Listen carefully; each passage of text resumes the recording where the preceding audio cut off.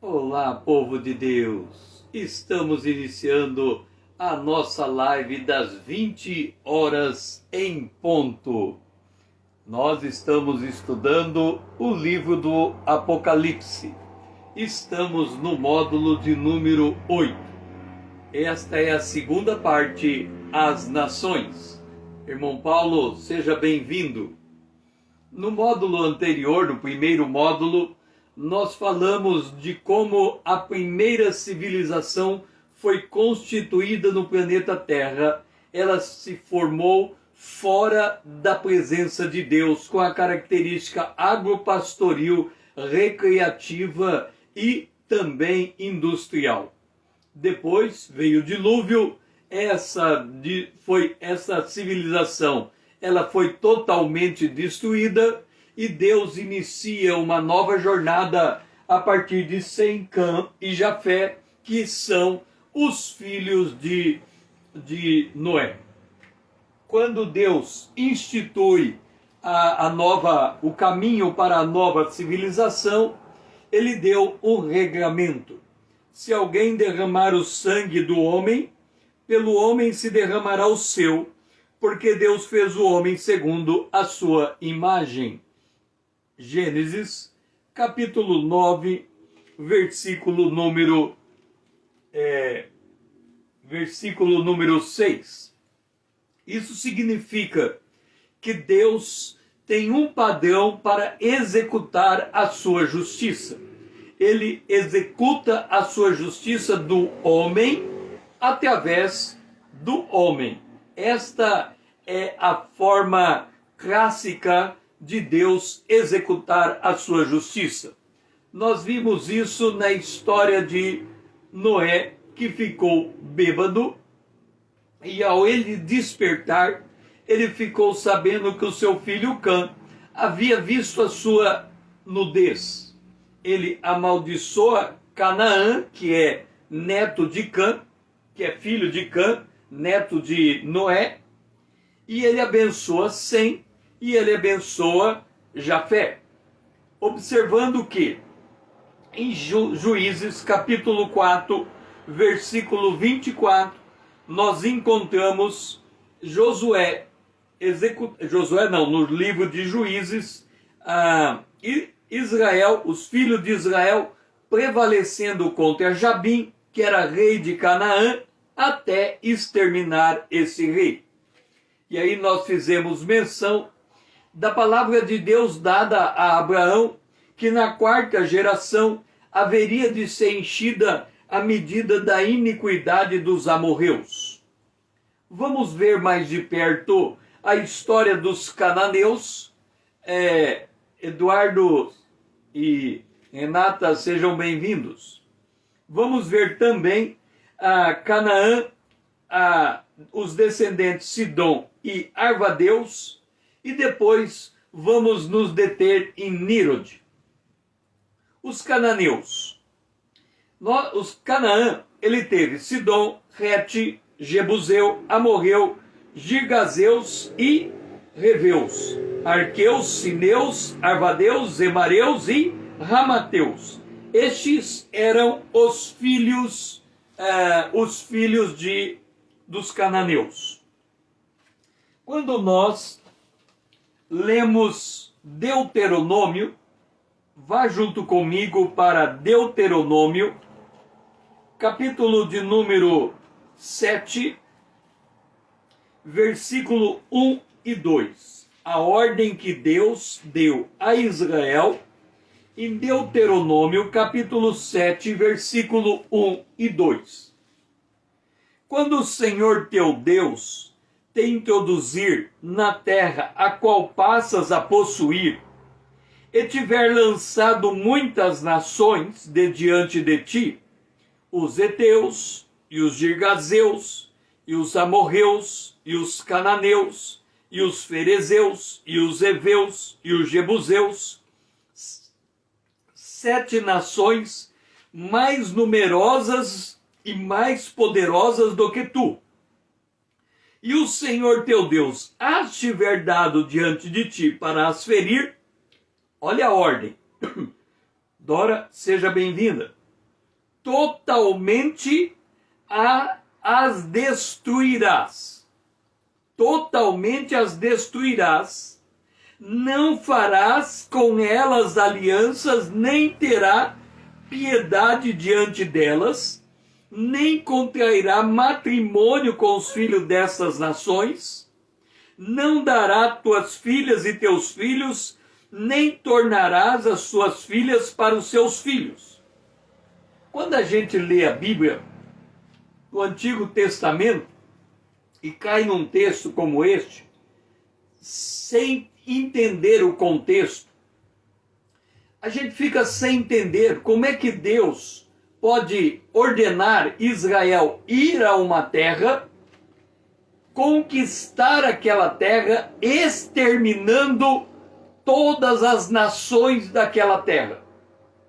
Se olhar sobre este momento da história, nós ficamos sem entender por que Deus dá a Israel semelhante ordem.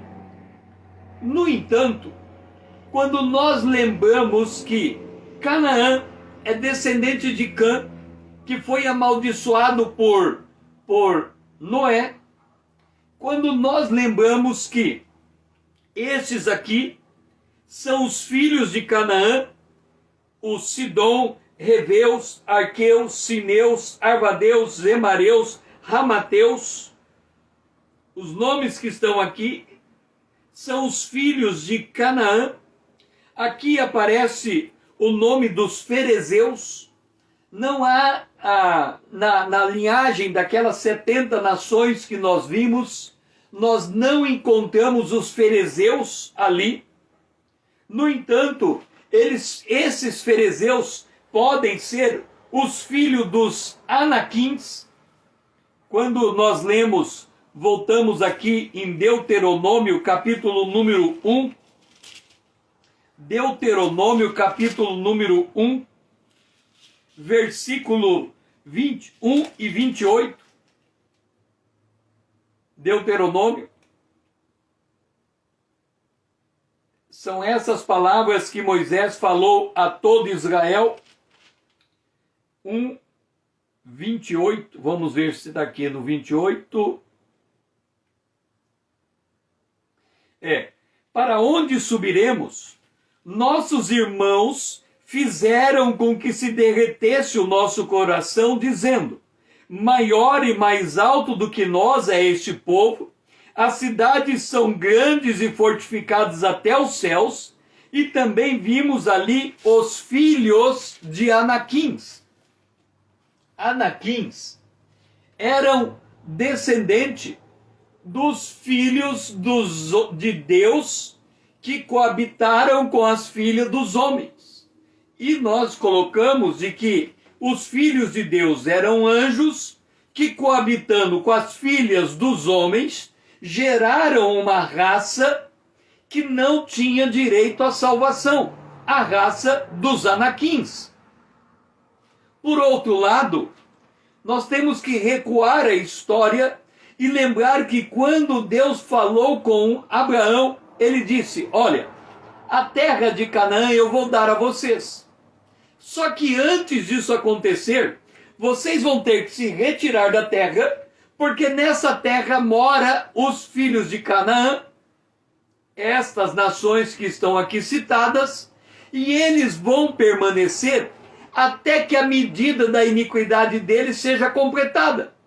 Então, quando Israel vem para assumir o controle daquelas nações, ele vem com uma ordem de execução de Deus diante de uma situação em que Deus avaliou aquelas nações e determinou que a medida da iniquidade delas passou da medida. Era hora de exterminar aquelas nações como se extermina um tecido canceroso do corpo humano para não contaminar todo o corpo humano. Os cananeus, quando lemos em Deuteronômio capítulo 2, já lemos uma parte dele, ele diz a partir do verso 4: pois elas fariam desviar os teus filhos de mim.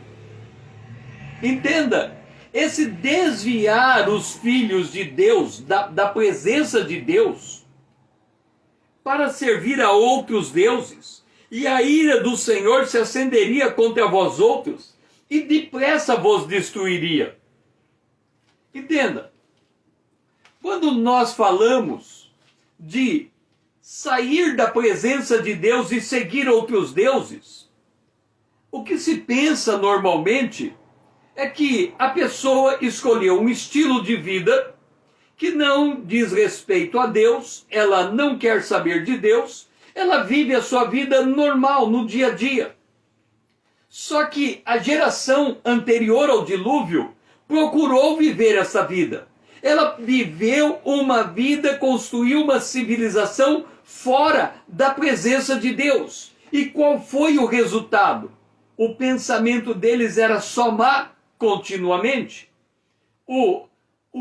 A sede de vingança de 7 vezes se tornou 70 vezes 7. A violência imperava na terra, ao ponto dos filhos de Deus, seriam os anjos, coabitando com os as filhas dos homens, e esta coabitação não é uma coabitação natural, é uma coabitação mediante a invocação das forças malignas. Porque nós encontramos em Caim, filho do maligno. Então há uma invocação maligna, há uma junção maligna. Por quê? Porque quando o homem ele resolve viver fora da presença de Deus, quando nós voltamos lá no livro de Tiago, no capítulo 4, ele fala que a sabedoria que é adquirida fora da presença de Deus, ele diz assim, Tiago, vamos ver,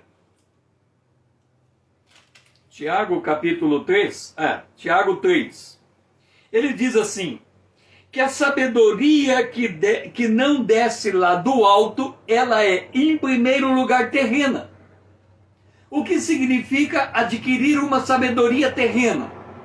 É uma sabedoria que torna o homem apto a construir uma civilização agropastoril, uma civilização recreativa, cultural e uma civilização industrial. Isso é sabedoria terrena. É somar 2 mais 2 é 4. É ser próspero nessa terra. Só que acoplado a essa sabedoria terrena, ela também é uma sabedoria animal. O que é uma sabedoria animal? É uma sabedoria baseada neste mundo, sem restrição moral. Dou o exemplo. Em Deuteronômio está dito que o homem não pode coabitar com um animal. E tem muitos homens que coabitam com a vaca, coabitam com a égua, porque eles dizem que não tem mulher onde eles estão, então uma égua, uma vaca faz sentido para eles. Isso é uma sabedoria animal, uma sabedoria baseada nos instintos, aonde não há um limite moral. Qualquer atividade sexual é plausível na sabedoria animal. Só que depois, essa sabedoria animal, ela se transforma numa sabedoria demoníaca. E quando ela se transforma numa sabedoria demoníaca, ela chega no ápice da corrupção, em que Deus tem que fazer uma intervenção, que é o que acontece com os cananeus. Deus diz a Israel, não tem acordo, eles já preencheram a medida da iniquidade. O que resta a vocês fazerem com eles é liquidá-los totalmente. Lembra?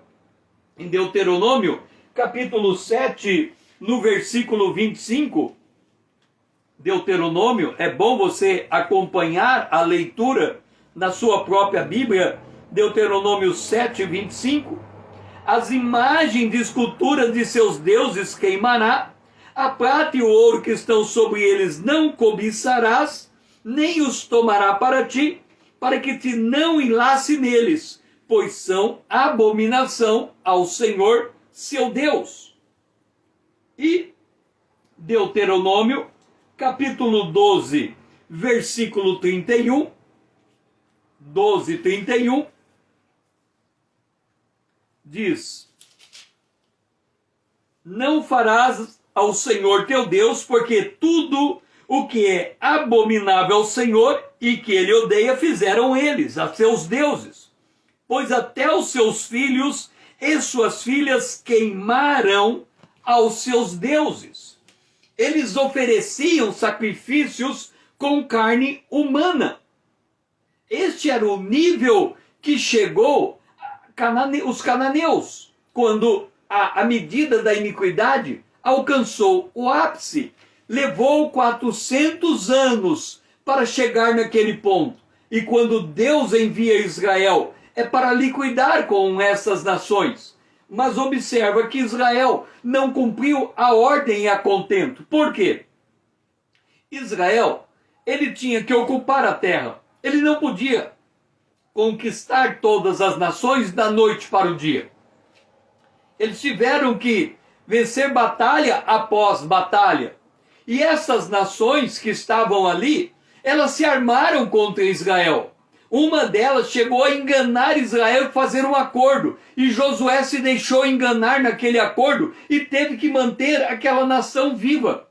E com o passar do tempo, à medida em que demorava a conquista da terra, Israel foi se desviando de Deus e passando a conviver com aqueles mesmos tipos de idolatria e prostituição que aquelas nações passaram a ter. E aí, o que nós podemos dizer? Imagina o seguinte, aqui eu tenho 2 copos de água. Esse aqui vai transbordar. Mas se ele, antes de transbordar, joga a água para o lado de cá, ele diminui a quantidade de água. Ou seja, à medida que a iniquidade dos cananeus eram praticadas pelos israelitas, houve uma compensação. Então, o momento da execução diminuiu. Por quê? Porque Deus agora tinha que esperar Israel também chegar ao mesmo nível de iniquidade daquelas nações para agir. E isso vai acontecer lá adiante com as 10 tribos de Israel, que se separa das 2 tribos de Judá, e eles desenvolvem o culto em torno do bezerro de ouro, colocando em Samaria um bezerro de ouro e em outro lugar um segundo bezerro de ouro. Com isso, Israel ele é destruído pela mão do Império Assírio. Então observa, Deus está enviando Israel a Canaã com uma ordem judicial de liquidar as nações que alcançaram o nível de iniquidade não mais suportável diante de Deus. Os cananeus, a terra deles era no mar Mediterrâneo, em direção a Israel. Então nós temos aqui o mar Mediterrâneo, e aqui nós temos Jerusalém. Aqui tem uma ilha, e os cananeus, eles viveram nesta região aqui.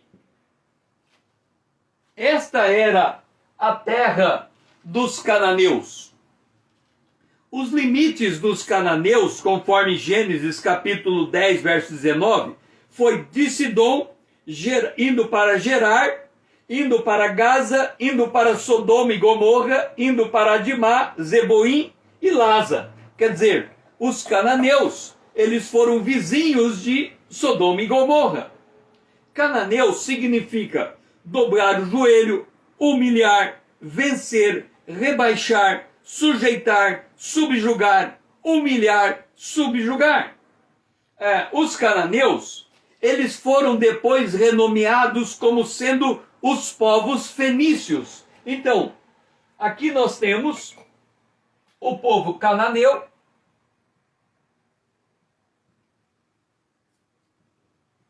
que depois eles foram chamados de povos fenícios. Fenícios.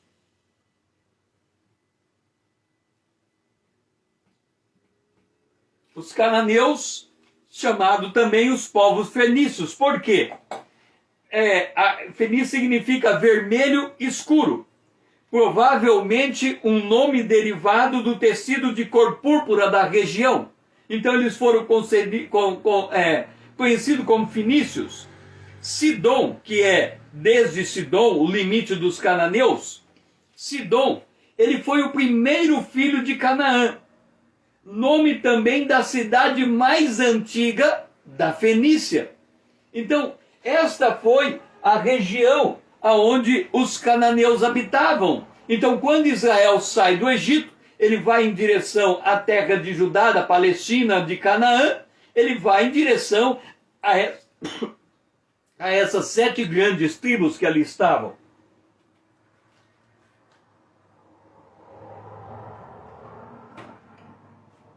Sidom e Arvadeus, em Ezequiel capítulo 27, versículo 8, Sidom e Arvade foram os teus remeiros, lá diz, de Tiro, remeiros de Tiro, os teus sábios, ó Tiro.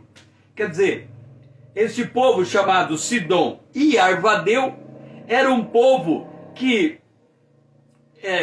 voltado à navegação. E o rei de Tiro, citado lá em Ezequiel 27, tinha este povo como seus remeiros. Lembra que Noé disse que os filhos de Cão seriam servos dos outros? Aqui nós vemos eles nessa posição de serviço. Então, esta é a história de Canaã e a razão por que Israel tinha que exterminar todas aquelas nações. Israel não cumpriu a contento esta ordem divina. Agora vamos nos deter em Nírode. Indo para Gênesis capítulo 10, versículo 8, nós lemos: Cuxi gerou a Nírode, o qual começou a ser poderoso na terra. Nírode era filho de Cuxi, Cuxi era filho de Cã. Então nós temos aqui esse personagem do Antigo Testamento chamado Nírode.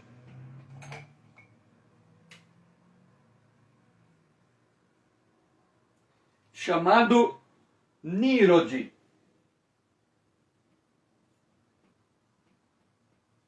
Este personagem que está em Gênesis capítulo 10, ele vai ser um dos personagens mais importantes da história mundial depois do dilúvio. Por que eu estou dizendo isso? Porque esse personagem, Gênesis capítulo 10, versículo 10, o princípio do seu reino foi Babel, Ereque, Acade e Calné na terra de Sinar. E no versículo de número 11 diz: daquela terra saiu ele para a Assíria e edificou a Nínive, Reobote, Ir e Calá. E no verso 12, entre Nínive e Calá, a grande cidade de Rezém. Note uma coisa, Nírode edificou o reino de Babel. Do reino de Babel sai a Babilônia. A Babilônia foi, no sonho do rei Nabucodonosor, a primeira nação que ele viu, que era ele próprio, o reino da Babilônia, em que Nabucodonosor foi rei. Ok. O Império Babilônico, ele vai aparecer no livro do Apocalipse, no capítulo 17, como a Babilônia. A Babilônia que se transmuda em forma de uma religião mundial que domina os povos. E aí vamos ouvir um grito lá no livro do Apocalipse: caiu, caiu a Babilônia. Ora, a Babilônia hoje seria o Iraque. Deixe-me pegar aqui. A Babilônia hoje, ela seria o Iraque. a região do Iraque, onde está o rio Tigre e o rio Eufrates. Só que hoje o Iraque, ele passou por uma destruição. Os Estados Unidos invadiram o Iraque, ele passou por uma completa destruição. Hoje, olhando, não dá a impressão que ali vai levantar a Babilônia no tempo dos fins. Poderá acontecer. Mas o que eu quero chamar a atenção é que a semente plantada por Nírode, ela perpassa a história da humanidade chegando até o livro do Apocalipse. O que Caim foi para a civilização do antigo, antes do dilúvio, em que ele foi chamado filho do maligno, a mesma coisa se pode dizer desse Nírode. Quando se diz que ele foi um poderoso caçador diante do Senhor, e quando nós lemos no capítulo de número 9, ou Gênesis 10, verso 9, que ele foi valente caçador diante do Senhor, daí dizer como Nínive, poderoso caçador diante do Senhor, é um caçador de almas. Nós vamos ver lá no livro do Apocalipse, quando fala das mercadorias que a Babilônia vendia, o último item da mercadoria era almas humanas. O que é vender almas humanas? É induzir o ser humano a fazer pacto com as forças das trevas, com as forças ocultas, com as forças esotéricas. Então, aí nós vamos vendo como que Nírode, ele criou esse contato com o mundo maligno, com o mundo das trevas. Esse era o propósito de Babel, no sentido de atingir os céus. Nós vamos ver agora Nírode desenvolvendo o seu poder religioso, Nírode desenvolvendo o seu poder político e a necessidade de Deus intervir nesse império que Nírode estava edificando logo depois do dilúvio. Lembra que Caim edificou também um império depois da queda, e ele foi destruído no dilúvio. Agora nós vemos Nírode se levantando contra a ordem divina. A premissa sustentadora dos ensinos malignos é o evolucionismo, conceito segundo o qual a sociedade se encontrava no estado primitivo para alcançar gradualmente a sua plena civilidade, em consonância com a teoria biológica da evolução, até o homem se tornar um ser divino. Esta foi a proposta da serpente. Ela disse assim: olha, o que Deus disse? Deus disse que não pode comer de todas as árvores do jardim? A mulher logo replicou e disse: não, das árvores do jardim nós podemos comer, mas da árvore que está no meio do jardim, a árvore do conhecimento do bem e do mal, esta não podemos comer, porque se comermos vamos morrer. Qual foi a proposta de Satanás, da serpente? Ele disse: certamente você não vai morrer, porque Deus sabe que no dia que você alcançar o conhecimento do bem e do mal, você vai ser igual a Deus. É por isso que a educação por si só, ela não tem a capacidade de salvar o ser humano. E a premissa é: o homem tem que passar por estágios de evolução até alcançar a divindade. Como é que você lê o Antigo Testamento? Como é que você lê o Novo Testamento? Como é que você lê a palavra de Deus? Muito cristão lê dessa maneira. Ele diz assim: olha, nós vamos ler o Antigo Testamento, o Novo Testamento, mas acontece com o apóstolo Paulo. Ele era um homem preso à cultura da sua época. Ele não tinha capacidade de ter uma clareza intelectual como nós hoje temos. Então certos ditos de Paulo são ditos culturalmente limitados e não devem ser aceitos. O que é isso? É dizer que os homens antigos tinham menos inteligência e menos clareza de consciência do que temos hoje. Porque hoje conseguimos enviar o homem à lua, nós calculamos que somos mais inteligentes do que Adão. No entanto, Adão colocou nome em todos os animais viventes. Eu conheci um homem que ele criava gado, gado boi, PO e PC, puro de origem, PO, IPC, puro não sei o que, puro de alguma coisa. E cada boi que ele criava, que nascia na fazenda dele, puro de origem, tinha que receber um nome. E no começo era uma festa, porque ele dava nome para os animais dele, qualquer nome que lhe aparecia na cabeça. Com o passar do tempo, ele disse que começou a ser muito difícil encontrar nome para dar aos bois. O que ele fez? Ele disse assim: num ano, todo boi que nascia eu dava nome de uma ave. Depois, todo boi que nascia eu dava nome de um peixe. Por quê? Chegou um momento que esgotou a capacidade dele de criar nomes. Agora, Adão criou nomes para todos os animais, para todos os seres vivos. E ele tinha que conhecer profundamente biologia para conseguir identificar a melhor maneira de caracterizar um dado animal pelo seu nome. Porque no Antigo Testamento os nomes têm significação. Então a inteligência de Adão era altíssima. Então não tem essa de olhar para o passado e imaginar que os homens que estavam escrevendo o Antigo e o Novo Testamento, eles estavam culturalmente limitados em relação a nós, porque não estavam. Eles foram instruídos, iluminados pelo Espírito Santo de Deus. Por isso Jesus disse: passará o céu e a terra, a minha palavra não passará.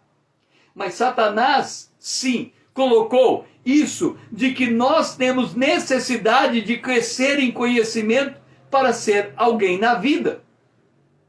E não é, porque quando cremos em Jesus já nos tornamos filhos de Deus. Já nos tornamos aptos a morar na eternidade. Nirod, Gênesis capítulo 10, verso 8 a 10. Cuxi gerou a Nirod, que começou a ser poderoso na terra, poderoso caçador diante do Senhor. O objetivo de Nirod era reunir toda a humanidade em torno de si. Nirod, ele tinha um objetivo que será equivalente ao objetivo da besta. A besta queria ter toda a autoridade diante de si. Aí você vem e pergunta: César, se depois do dilúvio aparece esse homem chamado Nirod, e ele quer governar o planeta Terra, por que antes do dilúvio não aparece um homem com esta índole, com essa característica? Você tem que se lembrar que Satanás, Lúcifer, quando ele se rebelou contra Deus, ele queria imitar a Deus. Quando Deus criou Adão e Eva, ele não falou nada do homem dominar o homem. Ele não falou nada que se um homem morresse, ele teria que ser morto por um outro homem. Deus não disse isso. Deus disse a Caim que o pecado estava no coração dele. E que porque ele tinha cometido o homicídio, cabia a ele se arrepender. Portanto, se ele dominasse o pecado, ele seria um bom homem. Se o pecado tomasse conta dele, ele colheria o fruto do seu pecado. É por isso que a Bíblia diz que a morte reinou de Adão até Abraão, porque não havia lei. Não havia nada que impedisse o crescimento da maldade. Essa era a situação antes do dilúvio. Por isso que quando o mal chega no máximo, você não encontra um Nirod comandando a humanidade. Você encontra uma humanidade inteira corrompida que precisa ser destruída. Agora, quando vem depois do dilúvio, Deus faz um acordo com o homem. Ele diz: olha, a partir de agora, quem derramar sangue vai morrer. Pena capital para o crime de homicídio. Satanás, ou seja, para que essa pena capital fosse aplicada, era necessário constituir um governo humano. Satanás pegou a deixa Ele falou, pera lá, eu vou constituir o primeiro governo humano da história, em cima de um homem chamado Nírode. Então o objetivo de Nírode era este. Ele falou, olha, no Antigo Testamento, antes do dilúvio, Deus deu uma ordem. Ele disse que era para crescer, frutificar, multiplicar e espalhar na terra. Qual foi o final da história? O dilúvio veio e matou todo mundo que obedeceu à ordem de Deus. Essa foi a lógica. Ele fala, e agora, o que acontece depois do dilúvio? Deus repete a ordem. Deus disse, frutifique, seja fecundo, multiplique e encha a terra. Nírode diz, de jeito nenhum. Esse negócio de encher a terra, a gente já conhece o fim da história, vem outro dilúvio e liquida todo mundo. Vamos unir, vamos ficar juntos, vamos impedir que o dilúvio aconteça.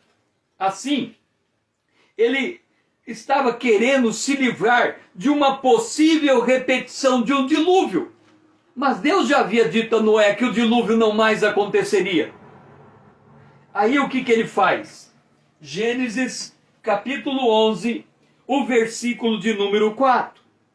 Disseram, vinde, edifiquemos para nós uma cidade e uma torre, cujo topo chegue aos céus. E tornemos célebre o nosso nome, e aí vem o objetivo, para que não sejamos espalhados por toda a terra. Ali estava uma rebelião contra a ordem divina. Eles não queriam ser espalhados na terra. Esse negócio de uma torre tocar o céu, não é tocar o céu de altura, edificar algo tão alto que vare as nuvens. Lembra da história do feijão lá, da semente de feijão, que ela cresce, vira uma árvore, passa por cima das nuvens, a pessoa sobe na árvore e vê uma cidade lá em cima. Não é isso. Quando fala uma torre tocando o céu, é um observatório para examinar as estrelas, para acompanhar o movimento das estrelas. Então, esse acompanhar o movimento das estrelas era uma forma de ter vínculo com as forças das trevas, porque ao fazer isso, eles estavam querendo consultar os astros para determinar o destino dos homens. Então, na verdade, aquela torre era uma forma aprimorada de invocar o mundo das trevas, o mundo maligno. Este era o objetivo. O que Deus faz? A partir do verso 5. Então desceu o Senhor para ver a cidade e a torre que os filhos dos homens edificavam. E o Senhor disse, eis que o povo é um, e todos têm a mesma linguagem. Isso é apenas o começo. Agora não haverá restrição para tudo que intentarem fazer. Se Deus deixasse a história prosseguir, nós teríamos que ter um novo dilúvio. O que Deus faz? Deus impede aquela proposição perdurar. Ele desce, confunde a linguagem para que um não pudesse entender o outro. Agora, note uma coisa. Quando o mundo fala de que há uma teoria da conspiração, que o globalismo é uma teoria da conspiração, que não tem nada disso, que o globalismo é a melhor coisa que aconteceu no mundo, ou que está acontecendo, observe um detalhe. Qual era o propósito de Nírode? O propósito de Nírode era fazer com que os povos ficassem juntos debaixo de uma mesma liderança e debaixo de uma mesma língua. O que o Google faz hoje? Por exemplo, diariamente eu leio um jornal dos Estados Unidos e um jornal da Tailândia. Não, de Taiwan. Por que eu leio o jornal de Taiwan? Porque há uma movimentação de guerra entre Taiwan e a China. Então eu lendo o jornal de Taiwan, eu fico sabendo o que eles estão fazendo para se proteger contra uma possível invasão da China. Outro dia eu li uma reportagem dizendo que eles aumentaram o volume de construção de mísseis balísticos para se proteger da China. Agora, eu não estou lendo em inglês. Quando eu abro o Google, ele pega o jornal americano e o jornal de Taiwan e me traduz para o português. O que acontece aqui? Deus está misturando a língua dos povos para que os povos não se entendam, para que eles não façam movimento de aproximação, de tal forma que, qual é o final da história do dilúvio? O mal tome conta e a besta domine o planeta e Deus tenha novamente que destruir o planeta Terra. E é o que ele vai fazer quando Jesus volta e ele prende a besta, ele prende o falso profeta e ele joga a besta e o falso profeta no lago de fogo preparado para o diabo e seus anjos e prende Satanás. O que ele está fazendo? Ele está impedindo que isso que Nirod construiu aconteça novamente e ele seja obrigado a destruir a terra. Como Deus disse que não vai destruir a terra, ele vai agir contra aqueles que estão praticando atos contrários à vontade de Deus. Este é o Nirod no seu poder religioso. Nirod é poderoso caçador diante do Senhor. Em Daniel capítulo 3, versículo 15, falando da Babilônia, houve um momento que o rei mandou fazer uma estátua. E ele deu uma ordem. Agora, pois, estais disposto, e quando ouvirdes o som da trombeta, do pífaro, da cítara, da harpa, do saltério, da gaita e do fole, prostrai-vos e adorai a imagem que eu fiz. Porém, se não a adorardes, sereis no mesmo instante lançado na fornalha de fogo ardente. Veja como Satanás imita as coisas de Deus. Deus preparou uma fornalha ardente para quem não tiver o nome no livro da vida, só no livro das obras, seja lançado nesse lago. Aqui, o rei da Babilônia constrói uma fornalha ardente e quem não adorar a sua imagem será lançado naquela fornalha. Atos, capítulo 12, verso 21 a 23. Em dia designado, Herodes, vestido de traje real, assentado no trono, dirigiu a palavra ao povo. E o povo, ouvindo Herodes falar, olha o que o povo diz: é voz de um Deus, não de homem. No mesmo instante, um anjo do Senhor feriu Herodes, porque ele não deu glória a Deus, e ele foi comido por vermes e expirou imediatamente. O que estamos dizendo aqui? O que Nirod queria fazer, nós vamos encontrar em Nirod, nós vamos encontrar em Nabucodonosor fazendo uma estátua e obrigando as nações o adorarem, os seus súditos o adorarem.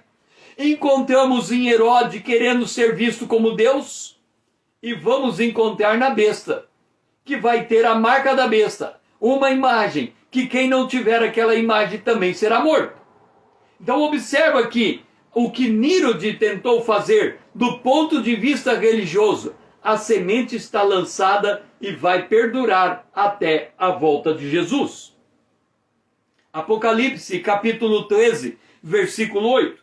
E adorá-lo-ão todos os que habitam sobre a terra, aqueles cujos nomes não foram escritos no livro da vida do Cordeiro, que foi morto desde a fundação do mundo.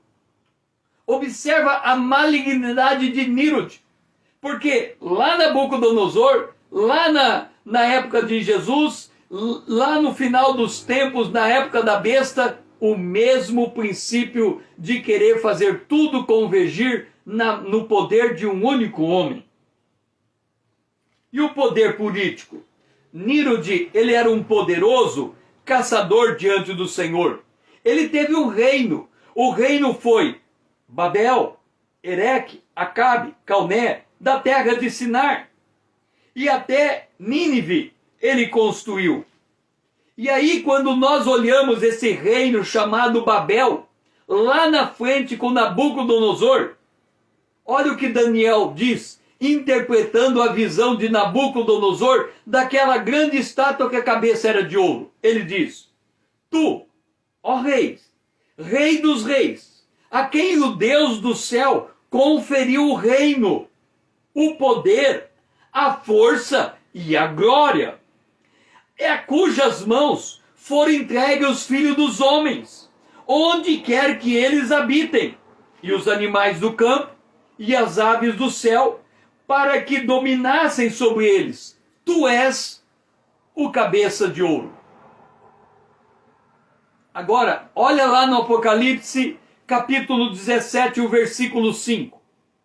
Na sua fronte achava escrito um mistério: Babilônia, a grande, mãe das meretrizes e das abominações da terra. Tudo isso nasce em Nirod.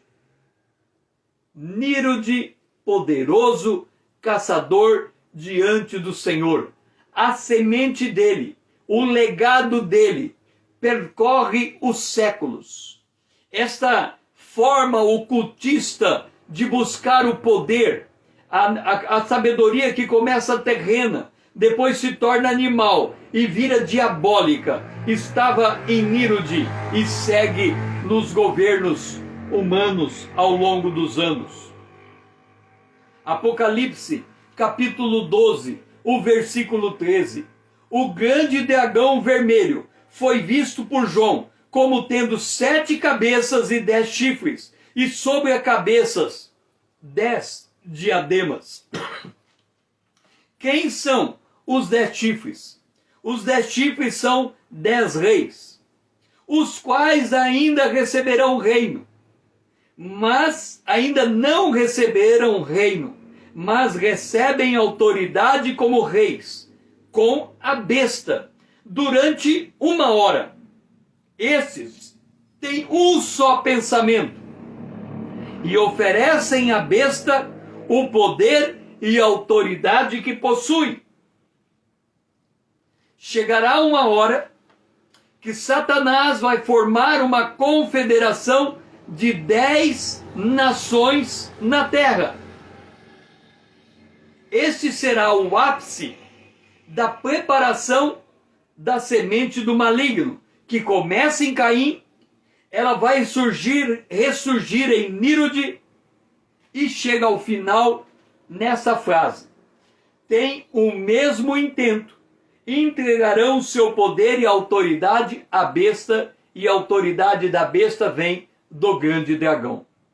Então, quando nós olhamos para Nirod, nós temos que entender que Satanás, ele tem 2 propósitos na terra.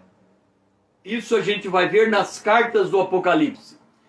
O primeiro propósito, estabelecer, aliás, 3 propósitos na terra. O primeiro propósito, ser igual a Deus. Então, Satanás, ele tem o primeiro propósito, ser igual a Deus. Esse primeiro propósito de Satanás, ele vai se desdobrar em 2 propósitos. Ele quer ter poder,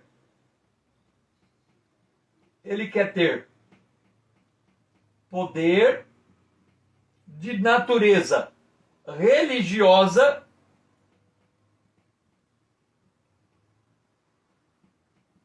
e política. É por isso que as pessoas dizem que o poder corrompe. Porque Satanás, ele disse a Jesus: eu te darei todos os reinos da terra se você prostrado me adorar. Então este é o objetivo de Satanás. E aí o que Deus faz? Nós lemos aqui em Gênesis 11, versículo 4. Aliás, versículo 6. E o Senhor diz: eis que o povo é um, e todos têm a mesma linguagem. Isto é apenas o começo. Agora não haverá restrição para tudo o que intentam fazer. Aí, verso 7.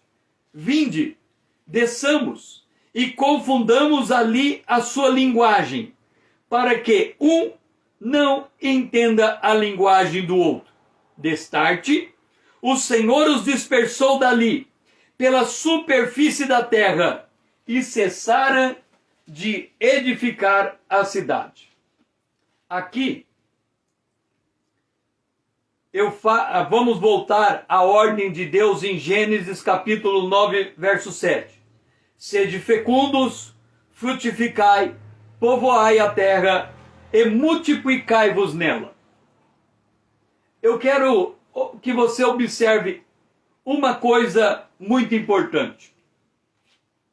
A ordem de Nirod, o espírito de Nirod era: vamos nos unir para não sermos espalhados na terra.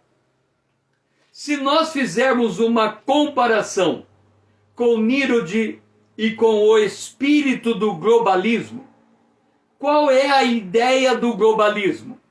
Vamos romper as barreiras nacionais e vamos abrir as fronteiras e vamos permitir que as pessoas viajem de um país para o outro país.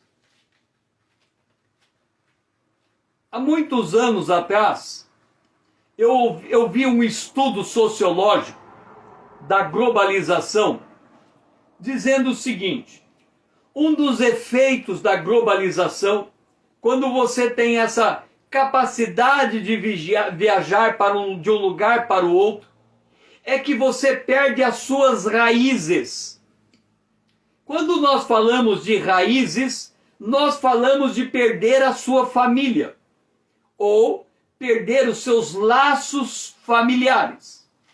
Quando nós lemos o apóstolo Paulo dizendo, o Espírito expressamente diz, nos últimos dias, ele fala assim: os homens serão sem afeição natural.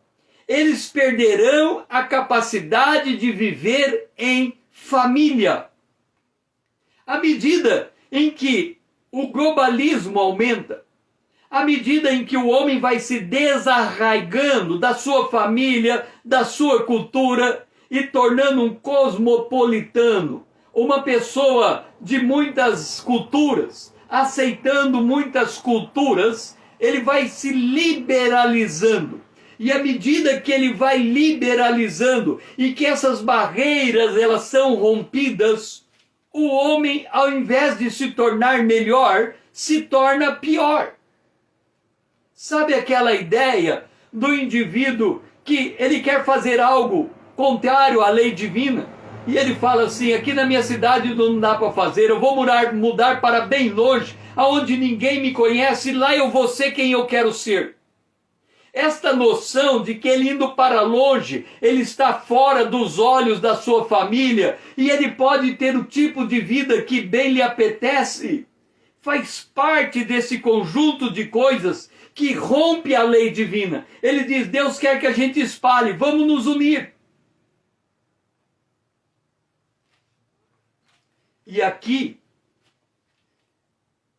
há um tipo de união que é um tipo de união perigosa. Porque quando nós lemos o Salmo 133, quão bom e quão suave é que os irmãos vivem em união. Muitos pensam a união a qualquer preço. pensam na união quebrando as leis divinas, pensam na união rompendo as barreiras. E o que a gente enxerga hoje na pandemia? Não estou dizendo que a pandemia vem pela mão de Deus, mas a pandemia está, de certa forma, obrigando as nações a se fecharem, as fronteiras se fecharem. A pandemia está obrigando cada país a cuidar de si próprio. Hoje, os Estados Unidos está vacinando e eles estão dizendo: enquanto nós não vacinarmos o nosso povo, não vamos vacinar ninguém. Então, o que é isso? Olhando do ponto de vista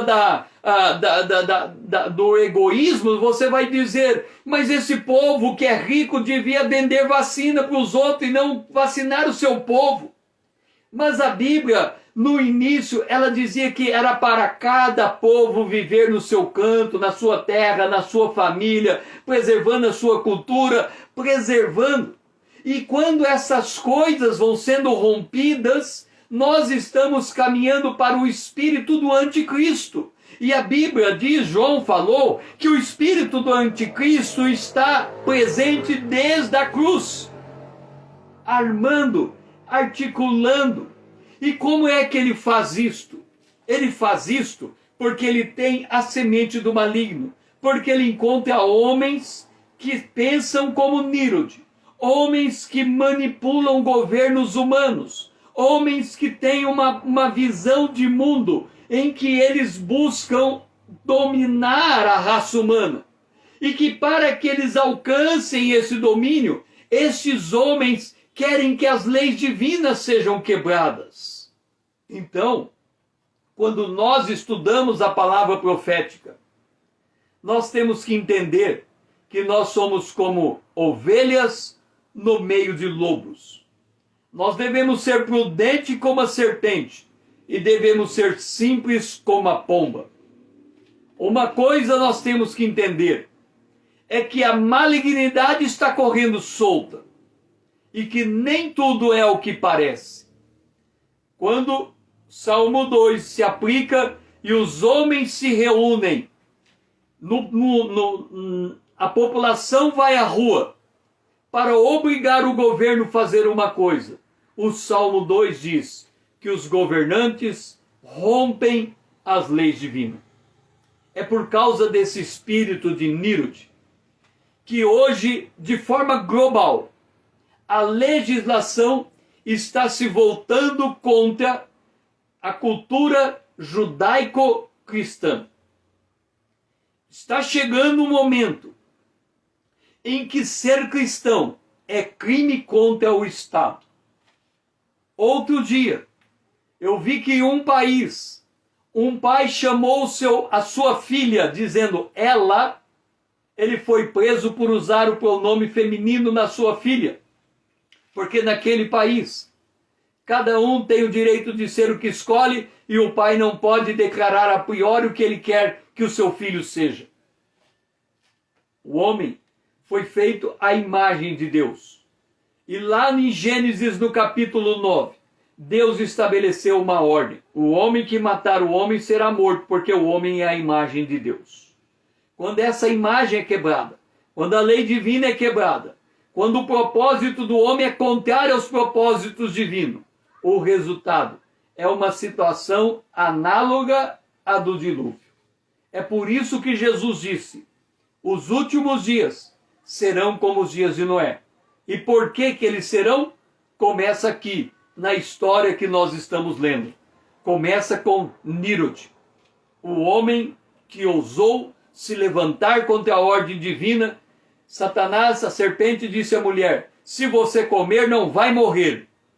Nírode e o espírito globalista diz: se nós nos unirmos no mundo, rompermos as barreiras e criarmos uma única comunidade mundial, debaixo de uma única lei, não vamos morrer.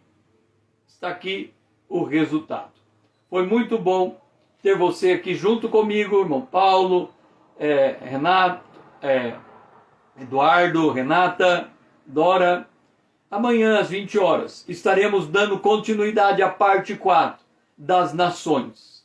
E aí nós estamos passando pela origem, resgatando toda essa história que vai refletir lá no livro do Apocalipse. Se você não faz parte da minha comunidade, venha se inscrever para tornar essa comunidade relevante no Instagram.